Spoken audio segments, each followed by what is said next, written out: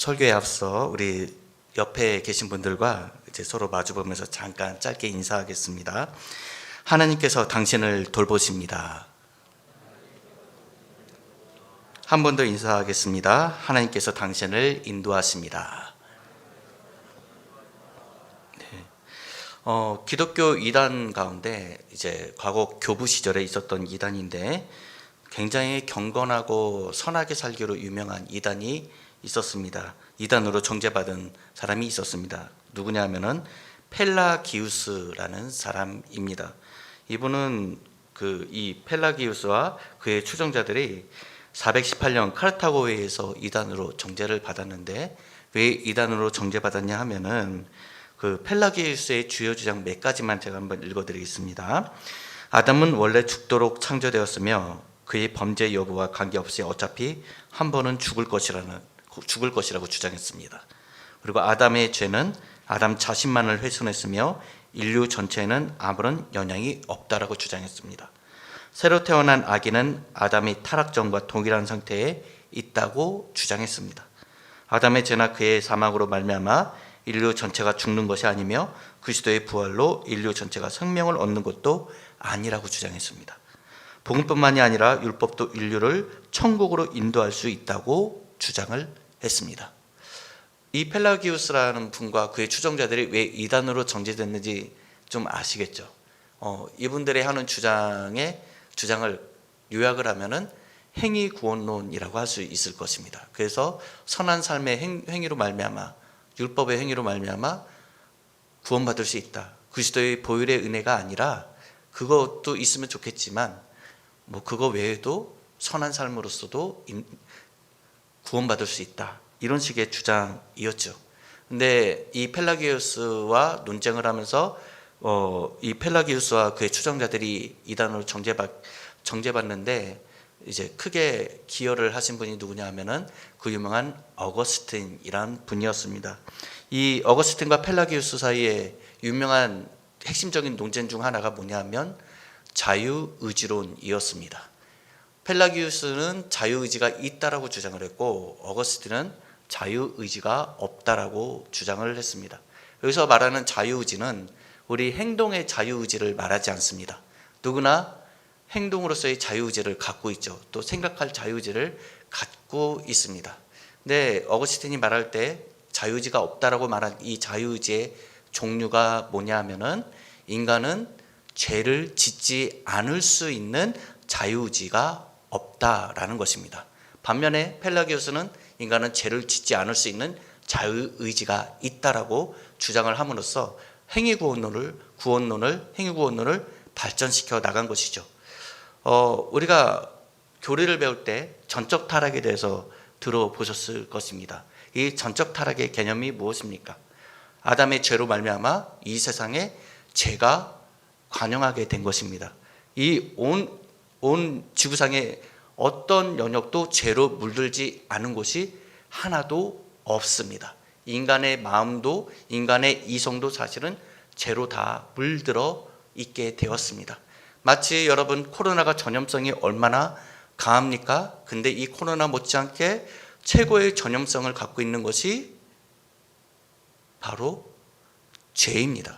죄가 전염성을 엄청나게 갖고 있어서 이 온 지구를 죄로 물들게 되었습니다. 아담의 범죄로부터 시작이 된 것이죠. 근데 다행인 것은 이 죄 못지않게 어찌 보면 죄보다도 더 뛰어난 전파력을 갖고 있는 것이 있습니다. 그것이 무엇일까요? 하나님의 말씀, 복음이 더 강하다라는 것입니다. 나중에 이 세상 끝날에는 오직 복음만이 남게 될 것입니다. 또 죄로 인한 사망조차도 사라져 없어지게 될 것입니다. 이런 의미에서 봤을 때 우리들은요, 죄가 관영한 이 세상, 또 우리 안에는 어떻습니까? 예수 그리스도를 믿고 신앙생활을 하고는 있지만 여전히 우리 안에는 죄성이란 것이 있습니다. 죄를 짓고자 하는 마음이 여전히 존재합니다. 저는 성경을 읽으면서 구약의 율법보다 더 무서운 것이 저는 예수님의 말씀이라고 생각합니다. 예수님은 더 엄격하게 말씀을 선포하셨습니다. 어떻게 말씀하셨습니까? 형제에 대해 욕하는 자, 또 미워하는 마음을 품는 것조차도 살인에 해당한다라는 개념으로서 말씀하셨죠. 또 심지어 여인을 보고 음욕을 품는 것조차 간음죄를 이미 지었다라고 예수님이 선포하셨습니다. 율법은요, 어떤 악한 마음을 먹더라도 행동으로 옮겨지기 전까지 율법주의는 그것을 죄로 여기지 않습니다. 하지만 우리 주 예수님은 율법의 완성자이시기 때문에 오셔서 하신 말씀이 무엇입니까? 그 내면의 동기조차, 그 마음조차도 하나님의 말씀을 적용시키셔서 그 마음의 상태조차도 죄로 규정하십니다. 이런 의미에서 우리는 어거스틴이 사실 말한 대로 죄를 짓지 않을 수 있는 자유의지가 없는 것이 맞다라고 보아야 될 것입니다. 아무 행동을 하지 않아도 가만히 있어도 사실은 우리는 죄를 지을 수 있습니다. 마음속에 누구를 미워한다든지 누구를 향한, 어떤 사람을 향한 안 좋은 감정들, 그리고 또 하나님이 원하시지 않는 생각을 함으로 말미암아 성령을 근심케 할 수 있는 그런 존재가 사실은 우리들의 모습인 것입니다. 그래서 칼빈 선생님이 말한 것처럼 우리는 매일같이 회개의 삶을 살아야 하고, 그러면서 동시에 예수 그리스도를 믿는 존재로서 항상 하나님 앞에 착한 행실로서 하나님께 영광 돌릴 수 있도록 거룩한 삶을 살아야 되는 존재이기도 한 것입니다. 우리가 신앙생활하면서 예수 그리스도를 믿고 나아가는 데 있어서 이러한 죄로 물든 이 상태, 그리고 또 죄성으로 인한 이러한 불완전한 모습들 때문에 우리의 신앙이 때때로 넘어지기도 하고 또 성장하는 데 있어서 방해받는 경우가 얼마나 많이 있습니까? 근데 우리 하나님께서 우리를 너무 사랑하시기 때문에 우리가 성장하지 못하고 그대로 있는 것을 또 그냥 보지 못하십니다. 또 죄짓고 살아가는 거 그냥 보지 못하시죠. 때로는 하나님께서 오래 참으셔서 말미암아 묵과하실 때도 있지만, 어떤 경우는 그때그때마다 하나님께서 더 이상 죄에 빠져들지 않도록 우리를 사랑의 처리로 다스려 주실 때가 있습니다. 그래서 그런 의미에서 우리에게 주신 선물이 있다면 저는 고난이 우리에게 주신 하나님의 선물이 아닐까, 이런 생각이 듭니다. 고린도후서에 보면 하나님께서 사도 바울 선생님에게 무엇을 허락하셨습니까? 사단의 가시를 허락하셨죠. 왜 허락하셨을까요? 처음에 사도 바울 선생님도 그것을 몰랐습니다. 간절히 그것을 놓고 3번을 기도했을 때 그때서야 깨달았습니다. 내 은혜가 내게 족하다 하시면서 네가 받은 은혜가 너무 큼으로 말미암아 네가 교만해질까 봐 내가 너에게 그 사단의 가시를 허락했노라 라고 말씀하지 않습니까? 그때서야 사도 바울 선생님이 깨닫고 하나님께 더욱 영광 돌리는 모습을 우리는 고린도후서를 읽으면 볼 수가 있다라는 것입니다. 근데 이러한 일들이 우리 인생들 가운데서도 일어난다라는 것이죠. 우리 하나님은 예수 그리스도의 피로 값주고 우리를 사셨습니다. 그렇기 때문에 우리가 죄짓고 사는 모습 보고 싶어 하지 않으시죠. 그리고 또 죄에 빠져들수록 거기서 구하시기 위해서 때때로 허락하시는 것이 고난이라는 선물이요 축복입니다. 고난이 늘 괴롭기만 한 것은 아니죠. 그런 의미에서 하나님께서 우리를 정결케 하시기 위한 도구로서 허락하신 것일 수도 있다라는 것입니다. 꽃을 가꿀 때 이제 가장 중요한 것이 뭐냐면, 꽃을 오래 키우고 관리하기 위해서 중요한 것이 뭐냐면은 가지치기라고 합니다. 꽃을 아름답게 키워갈 때 어떤 부분은 일부분이 시들시들해지는 경우가 있다라는 것입니다. 그래서 꽃을 기르는 분들은 그 시들시들해지는 부분의 줄기를 대각선으로 잘라줍니다. 그리고 살짝 불로 그 부분을 태워주죠. 그러면 이제 그 꽃이 물을 더 많이 흡수해서 잘 자라게 된다라고 합니다. 그리고 또 추가로 썩는 부위가 생기는 것도 막아줍니다. 그러나 그 꽃을 너무 생각해서 그 가지치기를 해주지 않는다면 어떻게 될까요? 병든 부분을 잘라내지 않는다면 어떻게 될까요? 너무 망설이거나 너무 늦은데 잘라내게 되면은 아무리 좋은 약을 주고 세심하게 관리해도 그 꽃은 결국 병에 물들어 죽고 만다라는 것입니다. 이런 의미에서 우리 하나님은 때때로 우리 인생의 고난을 허락하실 때가 있습니다. 우리가 죄로 물들어서 신앙이 더욱 약화되고 또 악한 영에게 시험을 받을까, 우리 하나님이 그것을 방지하기 위해서 주신 방지책 중에 하나가 어찌 보면 고난이 아닐까라고 생각이 종종 들기도 합니다. 우리 룻기 말씀을 우리 오늘 본문을 읽었습니다. 룻기 시대는 어떤 시대입니까? 사실 사사기 시대의 연장선에 서 있는 시대입니다. 사사기서가 끝나고 룻기가 시작되고 또 이제 3.1상까지 이어지는데 엘리 제사장까지 나오죠. 사실 엘리 제사장도 사사라고 볼 수가 있습니다. 이러한 사사기의 연장선에서 봤을 때 이 사사기 시대는 여러분 어떤 시대입니까? 사사기 시대는 사실 죄로 물든 시대였죠. 또 어둠의 시대라고 할 수가 있습니다. 사사기서의 가장 대표적인 핵심 구절을 두 구절을 읽어드린다면 사사기 17장 6절과 21장 25절인데 그때 이스라엘 왕이 없었으므로 사람마다 자기 소견에 옳은 대로 행하였더라. 그때에 이스라엘 왕이 없었으므로 사람마다 각기 자기의 소견에 옳은 대로 행하였더라. 거의 비슷한 요절이 두 번 반복해서 등장합니다. 많은 신학자들이 이 두 구절이 사사기를 요약해 주는 구절이다라고 이야기해 줍니다. 사사기 시대가 왜 어둠의 시대가 되었는지는 이 두 구절만 봐도 바로 알 수가 있죠. 자, 사사기 시대는 왕이 없었어요. 네, 맞습니다. 왕이 없는 게 맞았지만 진짜로 왕이 없었을까요? 사실 이 두 구절이 밝혀주는 바는 뭐냐 하면은 정확히 풀이하면 이렇게 말할 수 있을 것입니다. 사사기 시대에 이스라엘 사람들이 여호와 하나님을 왕으로 여기지 않았으므로 각각 자기 소견에 옳은 대로 행하였더라. 하나님을 왕으로 섬기지 않았어요. 하나님을 여호와로 인정하지 않았어요. 그러니까 자기 소견에 옳은 대로 살다 보니까 나타난 결과가 무엇입니까? 가장 어둡고 고통받는 시대가 되었다라는 것이죠. 이제 이러한 많은 사사들의 시대가 끝나갈 즈음에 이제 룻기가 또 이어져서 나오게 됩니다. 우리 하나님은 사사기서를 읽어보시면 아시겠지만 이스라엘 백성들이 그렇게 계속 죄를 반복함에도 불구하고 끝까지 그들을 포기하지 않고 계속 사자들을 세우셔서 그들을 이끄심을 우리는 보게 됩니다. 그리고 나서 이 룻기에서도 마찬가지입니다. 어찌 보면 젊은 며느리 룻과 과부가 된 그 룻과 그리고 또 나이 든 과부 나오미의 이야기라고 우리가 쉽게 생각할 수도 있겠지만 이 두 여인을 통해 하나님께서 어떻게 구원 역사를 이루어 가신지를 보여주는 것이 사실은 룻기입니다. 그런 의미에서 우리가 책의 제목대로 룻기 했을 때 이 룻기의 주인공을 룻이라고 생각할 수도 있겠지만 사실은 룻보다도 이 룻기를 잘 읽어보면 더 많이 부각되는 인물은 누구냐 하면 나오미입니다. 그리고 사실 나오미도 사실 진정한 주인공이라고 보기 어렵죠. 왜냐하면은 이 나오미와 룻을 통해 이스라엘 백성을 구원하실 뿐만이 아니라 인류 전체를 향한 구원 역사를 하나님이 어떻게 이루어 가신지를 보여주는 것이 사실은 룻기입니다. 그런 의미에서 룻기의 주인공은 우리 하나님이십니다. 그래서 룻기를 읽어보면 우리 하나님께서 어떻게 일하시는지를 어떻게 섭리하시고 이끄시는지를 우리는 볼 수가 있습니다.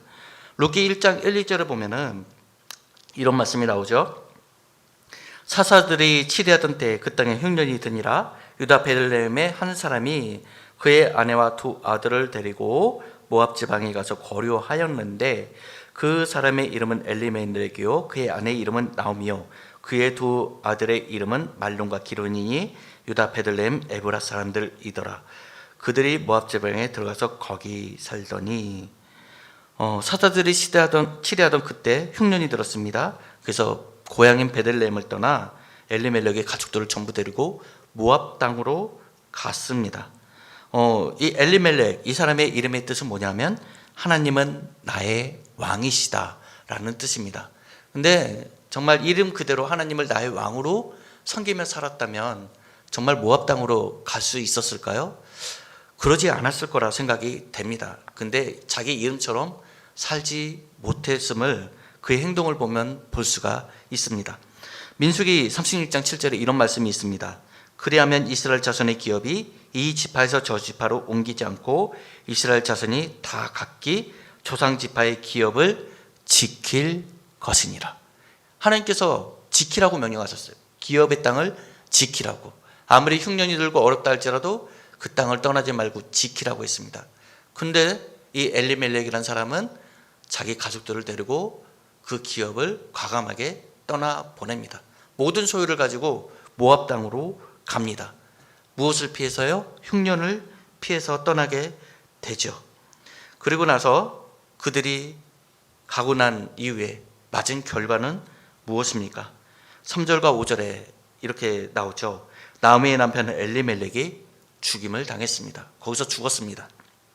그리고 나오미와 그의 두 아들이 남았는데 그들은 모압 여자 중에서 그들의 아내를 맞이하였는데 하나의 이름은 오르바요 하나의 이름은 루시더라.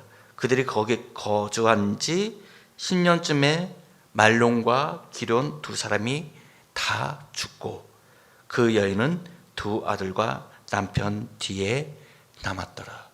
결국 어떻게 됐습니까? 엘리멜렉 자신도 죽고 두 아들마저 죽었습니다. 결국 남게 된 것은 나이 많은 여인 나오미, 미망인이 된 과부, 이 여인과 또 두 며느리만 남게 되었다라는 것이죠. 이 길로 가면 내가 살고 잘 될 거야 라고 생각했던 그 길이 사실은 망하는 길이 되고 말았습니다. 이렇게 큰 엄청난 고난을 나오미란 여인이 겪게 되었죠. 얼마나 심한 고난입니까? 남편을 잃은 것도 서러운데 이제 두 아들마저 잃고 말았습니다. 그리고 나서 나오미에게 들린 소식이 뭐냐면 하나님이 이스라엘을 다시 돌보셨다. 그래서 그 땅이 흉년이 지나가고 다시금 풍년이 들기 시작했다. 이런 소문을 듣게 됩니다. 그리고 그 베들레헴 땅으로 다시 돌아갈 것을 결심하고 이제 준비하게 됩니다. 근데 준비하는 과정 속에서 두 며느리 오르바와 룻이 따르고자 하죠. 그때 나오미가 어떻게 합니까? 이제는 그만 돌아가라고. 너희 민족과 너희 신들에게 돌아가서 다시 새롭게 출발하라고. 새로운 남편을 맞이해서 시집가라고 이렇게 권면해 주죠.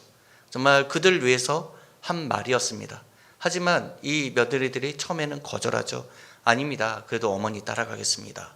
그러자 나오미가 계대결혼법을 이야기하죠.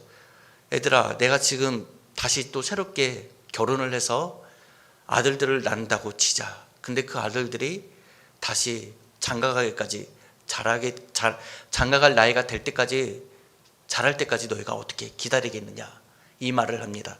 그때서야 오르마는 그 시어머니 나오미에게 입을 맞추고 돌아가고 룻만이 따라가게 되죠. 자, 룻이 어머니를 따르면서 했던 그 고백이 얼마나 큰 믿음의 고백인지 모릅니다. 룻기 1장 16절 말씀인데 우리 다 같이 한번 읽어보도록 하겠습니다. 16절 말씀입니다. 다 같이 읽겠습니다. 시작. 룻이 이르되 내가 어머니를 떠나며 어머니를 따르지 말고 돌아강건하지 마옵소서. 어머니께서 가시는 곳에 나도 가고 어머니께서 머무시는 곳에서 나도 머물겠나이다. 어머니의 백성이 나의 백성이 되고 어머니의 하나님이 나의 하나님이 되시리니. 아멘. 이 얼마나 큰 믿음의 고백입니까? 여러분, 원래 룻은 어디 사람입니까? 모압 사람입니다. 모압 사람으로서 원래 하나님을 섬기는 사람이 아니었습니다. 근데 이 모압 여인 룻이 이제 시어머니 나오미를 통해 믿음을 전수받은 것 같습니다. 복음을 들은 것 같습니다. 근데 이 복음을 듣고 믿음이 생긴 것입니다. 원래 여러분 모압 족속은 어떤 족속입니까? 아브라함의 조카 롯의 후손들입니다. 그 소돔과 고모라 땅이 멸망하고 난 이후에 그 롯이 이제 두 딸을 데리고 나왔죠. 그 아내는 나오는 중간에 뒤를 돌아봄으로 말미암아 소금 기둥이 되었죠. 그리고 그들이 기거할 곳이 없어서 산에 올라가서 기거했습니다. 그때 두 딸이 아버지 롯에게 술을 먹이고 각각 첫날과 다음날 동침을 해서 낳은 아들들이 있었는데 모압과 베단미라는 아들이었습니다. 그 한 사람은 모압 민족의 조상이 되었고 이 베단미는 암몬 족속의 이제 조상이 되었죠. 사실 그 이 민족의 탄생조차도 너무나도 비도덕적이고 깨름직한 그런 배경을 갖고 있죠. 그리고 말씀해 보니까 신명기 23장 3절에서 6절 말씀해 보니까 이런 말씀이 나옵니다. 우리 하나님이 모압과 암몬 족속에 대해 어떻게 말씀하시는지 내용이 나오는데, 암몬 사람과 모압 사람은 여호와의 총에 들어오지 못하라니 그들에게 속한 자는 시대뿐 아니라 영원히 여호와의 총회에 들어오지 못하리라. 사실상 하나님께 저주받은 민족이었다라는 것입니다. 근데 이 저주받은 민족 가운데 과부가 된 이 젊은 여인 룻이 무슨 고백을 하고 있어요? 여호와 하나님을 향한, 어머니를 통해 전수받은 그 믿음을 통해 여호와 하나님을 믿겠다라는 굳은 믿음을 고백하고 있지 않습니까? 그리고 이 믿음의 고백이 성경에 쓰여져서 우리가 룻기를 통해 읽게 됩니다. 우리 하나님은 그 내리셨던 저주를 또한 믿음을 통해 돌려놓으시는 것을 우리가 보게 되죠. 또 사실상 이 룻의 이 고백이, 또 이 모압 여인 룻, 저주받은 민족에 속했던 이 룻이 구원받은 이 이야기는 우리와도 깊은 연관이 있죠. 왜요? 사실 우리도 어떤 사람들입니까? 하나님께 택함받은 민족이 아니라 진노의 자녀였죠. 우리도 사실상 이방인들이었습니다. 이 모압 여인 룻이 구원받은 이 이야기는 사실 우리에게도 큰 의미가 있죠. 우리도 이방인으로서 사실 구원받지 못할, 어찌 보면 모압 민족처럼 저주받은 그런 민족일 수도 있는 민족이었는데, 우리 하나님의 그 구원의 은혜가 저주받은 백성에게조차 미쳐져서 구원하시는 그것을 이 룻기가 보여주고 있고, 또 오늘날 우리가 이렇게 신앙생활하면서 하나님 앞에 영광을 돌리는 모습을 통해 구원의 역사가 보여지고 있음을 우리는 경험하고 있다라는 것입니다. 이어서 우리가 계속 말씀을 보면 이제 나오미가 이제 베들레헴 땅에 돌아왔습니다. 오늘 읽은 본문 말씀에 보면 베들레헴에 왔을 때 그 베들레헴 여인들이 나와서 이렇게 얘기하죠. 이가 나오미냐 하는지라. 나오미라고 계속 불러요. 근데 20절에 보니까 나오미가 그들에게 이르되 나를 나오미라 부르지 말고 나를 마라라 부르라. 이는 적는 자가 나를 심히 괴롭게 하셨음이니라 라고 이야기합니다. 왜 기분 나빠했을까요? 여인들이 자기 이름을 그대로 불러주는데 너무 기분 나빠해요. 나 나오미 아니야, 나 마라야, 나오미라고 제발 부르지 마, 이렇게 부탁하고 있는 것을 볼 수가 있습니다. 여기서 나오미의 뜻은 무엇이기에 그럴까요? 나오미는요, 이제 나엠이라는 동사에서 파생된 단어입니다. 즉 나임이라는 단어가 있는데 달콤하다, 즐거워하다, 기뻐하다, 이런 뜻을 담고 있습니다. 근데 나오미가 이제 고향 땅에 들어왔는데 즐거워할 그런 상황이 아니죠. 남편도 잃고 두 아들도 잃은 상태에서 심한 고난을 당하고 이제 모든 것을 다 잃어버리고 돌아온 신세가 되었습니다. 그런데 자기를 찾고 즐거워, 기뻐하다, 뭐 이런 뜻을 담고 있는 자기 이름을 그대로 불러주는 것이 마치 그 여인들이 자기를 놀리는 걸로 받아들여질 수밖에 없었겠죠. 그래서 나오미가 어떻게 이야기합니까? 나를 마라라 부르라. 여기서 마라르라는 동사에서 파생된 단어인데 괴롭다, 쓰라리다, 이런 뜻을 담고 있습니다. 나의 인생은 나오미의 인생이 아니야. 마라의 인생이야. 내 인생 괴로워. 나 너무 슬퍼. 나 남편도 잃고 두 자식도 잃었어. 내가 뭐가 즐거워. 나를 더 이상 나오미라 부르지 마. 나 더 이상 놀리지 마. 나 마라야 라고 하면서 여인들에게 호소하는 나오미를 볼 수가 있습니다. 특별히 우리 이 11절에 보면 이런 말씀이 나오죠. 내가 풍족하게 나갔더니 여호와께서 내게 비어 돌아오게 하셨느니라. 여호와께서 나를 징벌하셨고 적는 자가 나를 괴롭게 하셨거늘 내가 어찌 나를 나오미라 부르느냐 하니라. 사랑하는 성도 여러분, 과연 하나님이 나오미를 징벌하셨고 이 고난을 더하셨을까요? 제가 볼 땐 그렇습니다. 배경을 좀 설명해 주었다시피 사실 모압 땅으로 간 곳부터가 잘못이었죠. 원인이 하나님께 있기보다는 오히려 엘리멜렉과 나오미의 잘못된 선택에 기인한다라고 봐야 될 것입니다. 근데 나오미는 이 고난의 원인을 어리석게도 누구에게 돌리고 있습니까? 여호와 하나님께 돌리고 있다라는 것입니다. 흉년이 들었더라도 베들레헴 땅에 계속 살았더라면 이 고난은 없었을 것이지 않겠습니까? 그럼에도 불구하고 이제 본인들의 잘못된 선택으로 인해서 이 고난이 있었음에도 불구하고 하나님을 향해 원망 섞인 말을 하는 나오미의 모습을 볼 수가 있습니다. 근데 이 말을 함에도 불구하고 우리 하나님은 어떻게 반응하십니까? 왜 책임을 나한테 돌리느냐 하면서 벌하시거나 꾸중하지 않으시죠. 그저 묵묵히 나오미를 지켜보시면서 오래 참으시고 심지어는 나오미의 인생길을 인도하셔서 축복하시고 회복시키시는 우리 하나님을 볼 수가 있습니다. 특별히 이제 4장에 보면 어떤 말씀이 나옵니까? 묵묵히 나오미를 사랑하셔서 4장에서 이제 나오미가 회복되는 모습을 우리는 볼 수가 있습니다. 4장 이제 13절에서 17절 말씀인데 한번 이제 교독을 한번 더 해봤으면 좋겠습니다. 제가 먼저 읽어보겠습니다. 이에 보아스가 룻을 맞이하여 아내로 삼고 그에게 들어갔더니 여호와께서 그에게 임신하게 하심으로 그가 아들을 낳은지라.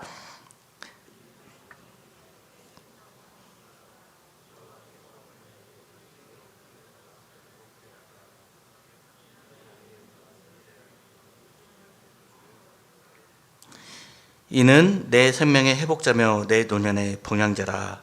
곧 너를 사랑하며 7 아들보다 귀한 내 며느리가 낳은 자로다 하니라.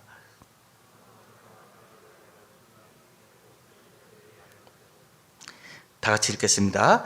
그의 이웃 여인들이 그에게 이름을 지어주되 나오미에게 아들이 태어났다 하여 그의 이름을 오벳이라 하였는데 그는 다윗의 아버지인 이새의 아버지였더라. 아멘. 나오미가 결국 비극으로 인생이 끝났습니까? 그렇지 않죠. 우리 하나님이 나오미를 돌보시사 회복시켜 주셨습니다. 모압 여인 며느리인 룻을 통해 보아스와 결혼하게 되고 그 룻이 아들을 낳았는데 그 아들이 룻의 아들이 되는 것이 아니라 누구의 아들이 되었습니까? 나오미의 아들이 되게 하셨습니다. 여기서 오벳의 뜻은 뭐냐면 섬기다라는 뜻을 갖고 있습니다. 나오미는 룻을 통해 새 아들을 또 얻게 되었습니다. 그로 말미암아 기쁨을 얻게 되었고 또 17절에 보니까 이웃 여인들이 그의 이름을 오벳이라 지어주면서 오벳을 칭송해주는 그런 모습이 있습니다. 이 4장 모습을 봤을 때 나오미는 충만히 회복되고 다시금 즐겁게 인생이 회복되는 것을 우리는 보게 됩니다. 우리 성도분들 가운데 혹시 고난과 어려움 가운데 처한 분들이 계십니까? 그렇다면 우리 하나님께서 그 고난과 역경 속에서도 우리를 인도하시다 다시금 회복시켜 주실 것을 강하게 믿으시기를 바랍니다. 우리 오전에 우리 담임 목사님 설교를 통해 궁일이라는 제목으로 말씀을 들었습니다. 우리 하나님은 우리를 궁일히 여기십니다. 아합조차도 궁일히 여기셨던 그 하나님이 또 예수님은 또 가룟 유다조차도 궁일히 여기셨죠. 더더군다나 하나님을 믿고 예수 그리스도를 믿고 주의 자녀가 된 우리들을 또 얼마나 더 사랑하시고 궁일히 여겨 주시겠습니까? 우리 인생길을 끝까지 책임지시고 인도하십니다. 그리고 또 우리가 고난과 역경을 이겨내기 위해 필요한 것이 있습니다. 무엇일까요? 주님과 동행하는 것입니다. 하나님이 나와 동행해 주시는 것입니다. 또 더불어서 고난과 역경을 이겨내기 위해서는 성령 충만함이 필요합니다. 그래서 우리 죄로 인한 그런 고난이었든지 간에 아니면은 애매한 고난 또 의로운 고난이었든지 간에 어떤 고난과 어려움이 있다 할지라도 성령 충만함으로 주님을 의지함으로 그 고난과 역경을 이겨내시는 여러분들 다 되시기를 축복합니다. 저는 개인적으로 살아올 때 저희 어머니 밑에서 거의 자라왔습니다. 어머니가 30대 초반부터 저를 포함해 위로 누나가 있고 밑으로 여동생이 있는데 그 세 자녀를 키워내셨습니다. 사연이 있어서 그렇게 되셨는데 여자 혼자서 세 자녀를 키운다는 게 사실은 쉽지가 않죠. 굉장히 가난하게 살았고 어려웠습니다. 그런 가운데서도 혼자서 잘 키워 주셨습니다. 얼마나 감사한지 모릅니다. 어릴 때 어머니의 모습 중에 딱 기억나는 게 뭐냐면은 너무 새 자녀를 키우다가 힘든 나머지 밤늦게 일하고 돌아오시고 나서 어느 순간 우울증이 걸리신 거예요. 그래서 우울증 걸리셔가지고 괴로워하시고 또 힘들어하시고, 그리고 급기야는 병원에 가서 정신과에 가서 약 처방을 받아서 오셨어요. 그래서 한참 우울해 하시다가도 약을 잠깐 복용하면 기분이 회복되시는 그런 모습들. 근데 약효가 떨어지면 다시 또 우울증에 빠지시는 그런 모습들. 얼마나 인생이 고단하고 힘드셨으면 그러셨을까. 그리고 그런 생각을 지금도 해보게 됩니다. 원래는 저희 어머님이 과거에 하나님을 믿는 사람이었고 교회도 다니시는 분이었습니다. 근데 인생의 고난이 너무나도 큰 나머지 결국 교회를 안 나가게 되시더라고요. 믿음을 잠깐 잃어버리게 되시더라고요. 고난 때문에 믿음을 잃는 경우 분명히 있긴 있습니다. 근데 하나님께서는 그 모습 그대로 남겨두신 것이 아니라 그 인생길을 다시 인도하셔서 주님을 믿는 길로 이끄시는 것을 저는 옆에서 지켜봐 왔습니다. 한번 예수님을 믿지 않던 때 우리 어머님이 믿음을 잃어버리고 이제 세상 속에서 살아갈 때 한 번은 너무 어렵게 살지 않았습니까? 근데 자녀들만큼은 교회에 보내셨어요. 저희 어릴 때부터 초등학교 때부터 교회에 보내셔서 본인은 안 나갔어도 저를 포함해 누나와 여동생이 나갔는데, 누나와 여동생은 이제 중고등학교 시절에 교회에서 시험 받아가지고 그만 교회에서 떨어져 나갔고, 오직 저만 그저 꾸준하게 믿음이 있는 것도 아니었는데 잘 나갔습니다. 거기다가 어느 순간 예수님 인격적으로 만나고 이렇게 목회자의 길로까지 오게 되었는데, 청년 시절에 한참 믿음이 뜨거웠던 때가 있었습니다. 교회에서 예배드리는 게 너무 즐겁고 기쁘고 행복한 거예요. 그리고 예수님 생각만 해도 너무 기쁘고 즐거운 거예요. 그리고 찬송이 절로 나올 때도 있었고 그랬습니다.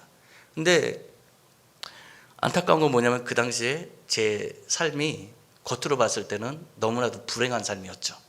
풀리는 거 하나 없었고 뭐 직장이 얻어지는 것도 아니었죠. 군대도 제대하고 이제 직장에 빨리 취업을 해서 이제 가게에 도움이 돼야 되는데 그게 잘 안 됐어요. 그래서 노는 것밖에 없었어요. 놀긴 놀았지만 그래도 교회 열심히 나가서 또 교회 일도 하고 그리고 예배드리며 성령 충만했던 예수님에 대한 그 사랑이 정말 가장 뜨거웠던 그때를 저는 보내고 있었습니다. 그래서 얼마나 감사했는지 모릅니다, 개인적으로. 근데 저희 어머니는 그게 아니었죠. 하나님을 믿지 않았기 때문에 그렇게 취직도 못하고 이제 가게에 도움이 되지 못하는 저를 보면서 마음이 너무나도 불안하셨던 거예요. 그래서 너무 걱정되고 그러셔서 그때는 어느 날 제가 교회 갔다가 집에 돌아왔는데 잠자리에 누우려고 베개를 베려고 했습니다. 근데 그 베개 속에서 뭔가 보이는 거예요. 그 노란색 종이가 보이고요. 그리고 빨간색 글씨가 써져 있는 겁니다. 당장 좀 부적인 걸 알았죠. 그래서 마음 같아서 당장 꺼내서 찢어서 버리고 싶었지만 그 사실 종이 쪼가리잖아요. 그리고 또 한편으로 어머니 생각을 하니까 믿음 없는 어머니가 얼마나 또 비싼 돈 주고 와서 이 부적을 써왔을까, 그리고 그거 찢어서 버리면 또 얼마나 속상해 하실까, 이 생각이 들어서 그냥 종이 쪼가리니까 그게 무슨 영향을 주겠습니까? 그냥 그거 베고 잤습니다. 그거 베고 자니까 잠이 더 잘 오는 거예요. 그리고 일이 여전히 풀린 거 하나도 없었습니다. 그런 게 무슨 영향이 있습니까? 아무 영향도 없죠. 네, 아무 상관도 없죠. 그냥 어머니 마음 아프지 않게 하려고 잘 베고 잤습니다. 여전히 일이 풀리지 않았어요. 네, 그래도 저는 내면적으로 너무 감사하고 행복했습니다. 왜요? 예수님 믿는다는 그 이유 하나만으로. 그렇게 신앙생활 열심히 하고 나서 나중에 이제 목회자의 길로까지 이제 접어들게 되었죠. 그리고 하나님께서 저희 어머니 다시금 믿음을 선물로 주셔서 지금도 교회 열심히 나가시고 신앙생활을 하고 계십니다. 근데 가끔 저한테 이런 말씀을 하세요. 범준아, 목사가 기도 많이 해야 돼, 기도 열심히 해야 돼, 자꾸 이 소리를 하세요. 근데 저는 그런 말을 들을 때마다 속으로 이 생각을 하죠. 과거에 나 몰래 부적을 넣으셨던 분이 누구셨더라. 저는 어머니가 그런 말씀을 하실 때마다 예수님의 말씀이 생각나요. 나중된 자로서 먼저 되고 먼저 된 자로서 나중된다는 이 말씀이 생각납니다. 이 말씀이 정말 진리입니다, 여러분. 혹시 여러분들 가족분들 가운데 아직 예수님을 영접하지 못하고 믿지 않는 분들 계십니까? 끝까지 포기하지 마시고 항상 믿음의 향기를 내셔서 나중에 주님을 믿기까지 인도함 받는 것을 경험하는 여러분들 다 되시기를 축복합니다.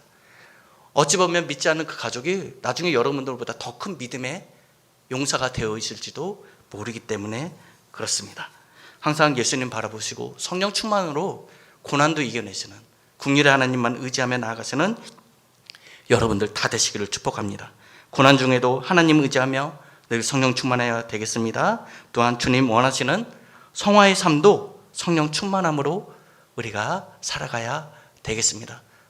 쓰라린 인생에서 즐거운 인생으로 또 달콤한 인생으로 바꾸시는 우리 그 역전의 하나님을 우리가 늘 의지하며 주님 앞에 늘 승리하시는, 하나님과 함께 늘 승리하시는, 고난도 이겨내시는 여러분들 다 되시기를 축복합니다.